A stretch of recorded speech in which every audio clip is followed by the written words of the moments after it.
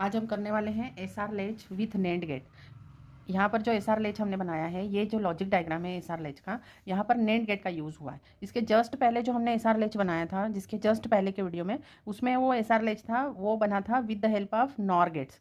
ठीक है, तो यहाँ पर दो नेंड गेट हैं और वो दोनों NAND gate 2 input NAND gate हैं और ये क्रॉस कपल्ड है। मतलब पहले नेंड गेट का जो आउटपुट है वो इधर से आकर दूसरे नेंड गेट के इनपुट को जा रहा है और दूसरे नेंड गेट का जो आउटपुट है वो पहले नेंड गेट का एक इनपुट बन रहा है ना। तो इस तरह की कपलिंग को क्रॉस कपलिंग बोलते हैं, है ना। और साथ में क्या है कि इसके दो इनपुट हैं एस और R, S for set and R for reset. और इस लैच के दो आउटपुट हैं क्यू और क्यू डैश। तो यूजुअली क्यू और क्यू डैश एक दूसरे के कॉम्प्लीमेंट मिलते हैं, मतलब क्यू डैश हमेशा क्यू का कॉम्प्लीमेंट मिलता है। लेकिन एक स्टेट ऐसी आती है नैंड गेट में, जब दोनों इनपुट जब हम जीरो देते हैं तब क्यू और क्यू डैश की वैल्यू सेम आती है। तो वो वाली स्टेट जो होती है वो हम फॉरबिडन स्टेट बोलते हैं। मतलब हम उस स्टेट में इस लैच को कोशिश करते हैं कि ना ले जाएं। ठीक है, वो भी हम डिस्कस करेंगे बाद में। बट यूजुअली जो भी स्टेट्स होती हैं उसमें क्यू और क्यू डैश एक दूसरे का कॉम्प्लीमेंट होते हैं। अब एस और आर की वैल्यू यहाँ पर एस की या तो जीरो लेवल रहेगा या इसका 1 लेवल रहेगा,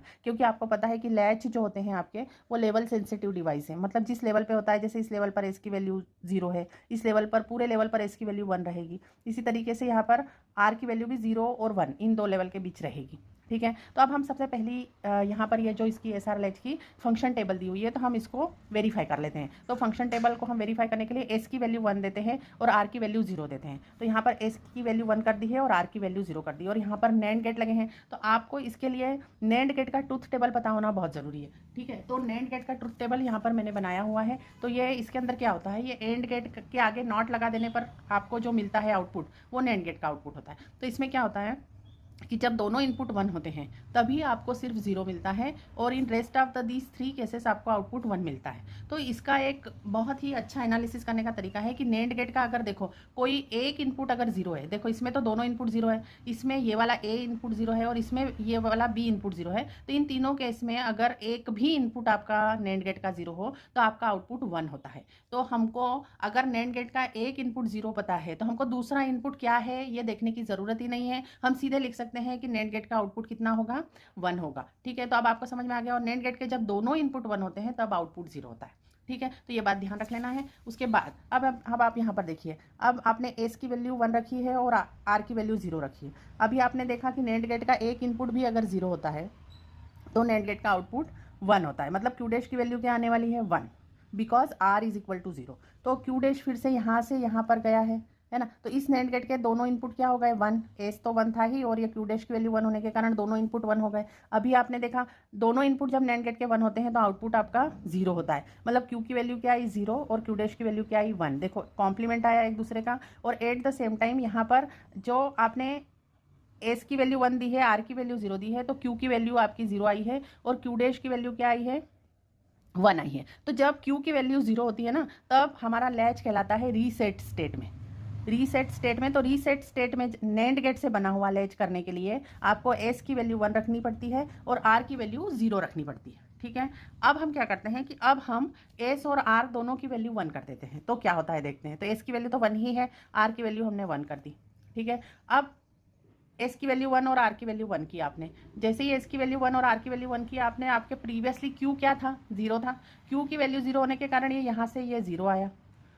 ठीक है, मतलब इस लैच का प्रीवियस आउटपुट क्या था, 0। यहाँ पर आपने जब एस 1 किया था और आर 0 किया था तब आपका आउटपुट 0 था। तो इस 0 होने के कारण ये दोनों अभी 1 है। तो आप यहाँ से ये 0, ये सेकंड, इसको फर्स्ट नैंड गेट बोलते हैं, इसको सेकंड नैंड गेट के दोनों इनपुट इस केस में एक 0 हो गया है और एक 1 हो गया है। तो एक इनपुट 0 हो जाता है तो आपका आउटपुट क्या हो जाता है, आपने अभी देखा। तो ये इनपुट 0 होने के कारण आपका आउटपुट 1 हो गया। तो क्यू डैश की वैल्यू 1 थी पहले भी तो अभी भी 1 रही। और ये यहाँ से इस तरह से यहाँ पर 1 गया, क्यू डैश 1 और एस भी आपका 1 है। जब दोनों इनपुट 1 होते हैं तो क्यू की वैल्यू क्या रहती है, 0 रहती है। मतलब यहाँ पर ये वाली बात है कि एस और आर की वैल्यू आप 1 1 कर देते हैं तो क्यू की जो स्टेट होती है वो चेंज नहीं होती है। मैं फिर से रिपीट कर रही हूँ कि जब आपने एस को 1 और आर को 0 रखा तब आपका क्यू 0 और क्यू डैश 1 आया था। और इस स्टेट के बाद आपने एस और आर दोनों को 1 कर दिया तो आपकी जो आउटपुट की प्रीवियस स्टेट है क्यू जो 0 पे थी वो 0 पे ही रही। मतलब 1 1 पे आने के कारण स्टेट चेंज नहीं होती है, ये प्रीवियस स्टेट को रिटेन करता है ना। क्यू डैश की वैल्यू भी 1 रही। अब हम दूसरा वाले स्लैब में आते हैं, मतलब एस की वैल्यू 0 कर देते हैं और आर की वैल्यू 1 कर देते हैं। तो एस की वैल्यू आपने अब क्या कर दी 0 और आर की वैल्यू 1। ठीक है, तो एक भी इनपुट अगर 0 होता है, एक भी इनपुट 0 होता है तो आपका आउटपुट आप सीधे से क्या लिख सकते हैं 1। तो क्यू की वैल्यू क्या हो गई 1। ठीक है, क्यू की वैल्यू 1 हो गई और ये इधर से 1 आया इधर, और आर की वैल्यू 1 है। दोनों इनपुट 1 होने के कारण क्यू डैश की वैल्यू क्या हो गई 0, है ना। तो जब एस की वैल्यू 0 और आर की वैल्यू 1 होती है, एस की वैल्यू 0 और आर की वैल्यू 1 है, तब आपके क्यू की वैल्यू क्या हो गई है 1 और क्यू डैश की वैल्यू क्या हो गई है 0। तो क्यू की वैल्यू 1 और क्यू डैश की वैल्यू 0। अब हम इसके बाद भी क्या करते हैं, दोनों एस और आर को 1 1 कर देते हैं। तो हम देखेंगे कि क्या क्यू की वैल्यू 1 ही रहती है, क्योंकि हमने पहले देखा था कि 1 और 0 करने के बाद जो क्यू की 0 वैल्यू थी 1 1 करने के बाद वो रिटेन हुई है। तो 0 1 के बाद क्यू की वैल्यू 1 है, तो अब हम 1 1 करते हैं तो क्या 1 वैल्यू रिटेन रहती है, ये हम देखते हैं। तो अब हम दोनों को 1 1 कर देते हैं, तो एस की वैल्यू 1 और आर की वैल्यू 1 हो गई। ठीक है, अब ये दोनों 1 हो गई। यहाँ पर ऊपर आपका क्यू की वैल्यू 1 थी प्रीवियस स्टेट में, प्रीवियस स्टेट मतलब एस की वैल्यू जब 0 थी और आर की वैल्यू 1 थी, तब आपकी क्यू की वैल्यू 1 थी। तो 1 होने के कारण यहाँ पर ये यहाँ से ये 1 आया। अब ये सेकंड नैंड गेट के दोनों इनपुट 1 हो गए। दोनों इनपुट जब किसी नैंड गेट के 1 होते हैं तो उसके आउटपुट की वैल्यू 0 होती है। ये आपने यहाँ पर ट्रूथ टेबल में देखा था, देखो 1 1 पे 0, है ना। तो ये दोनों 1 होने के कारण क्यू डैश की वैल्यू 0 हो गई। और ये 0 जब यहाँ पर फर्स्ट नैंड गेट का एक इनपुट 0 जाएगा, दूसरा तो 1 है। जब हमको किसी भी नैंड गेट का एक इनपुट 0 होता है तो आउटपुट आपको पता है आउटपुट 1 होता है। तो क्यू की वैल्यू 1 ही रही। तो मतलब यहाँ पर 1 1 देने पर एस और आर की वैल्यू 1 1 देने पर आउटपुट जो क्यू का आउटपुट होता है, क्यू की जो स्टेट होती है वो चेंज नहीं होती है। 1 थी तो 1 की 1 ही रही, है ना। तो ये आपके चारों केसेस हो गए हैं ये वाले। अब हम देख लेते हैं, मैंने आपको बोला यूजुअली आप यहाँ पर देखिए क्यू की वैल्यू जब 0 आती है तब क्यू डैश की 1, मतलब कॉम्प्लीमेंट आ रहा है। यहाँ पर 1 आई तब 0 आ रहा है ना। इन चारों केसेस में कॉम्प्लीमेंटेड ही आता है क्यू और क्यू डैश। लेकिन जब हम एस और आर दोनों की वैल्यू 0 रखते हैं तब आप देखेंगे कि क्यू और क्यू डैश की वैल्यू सेम आती है। तो इस तरह से आना अलाउड नहीं है। ये वाली स्टेट फॉरबिडन स्टेट है। तो हम देख लेते हैं ये फॉरबिडन स्टेट कैसे आती है। तो एस और आर दोनों की वैल्यू हम अभी 0 करते हैं।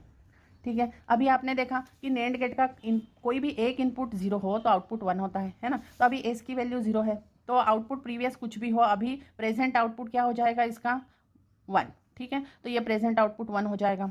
और आर की वैल्यू भी आपकी 0 है। आर की वैल्यू 0 होने के कारण सेकंड नैंड गेट का आउटपुट भी क्या हो जाएगा आपका 1।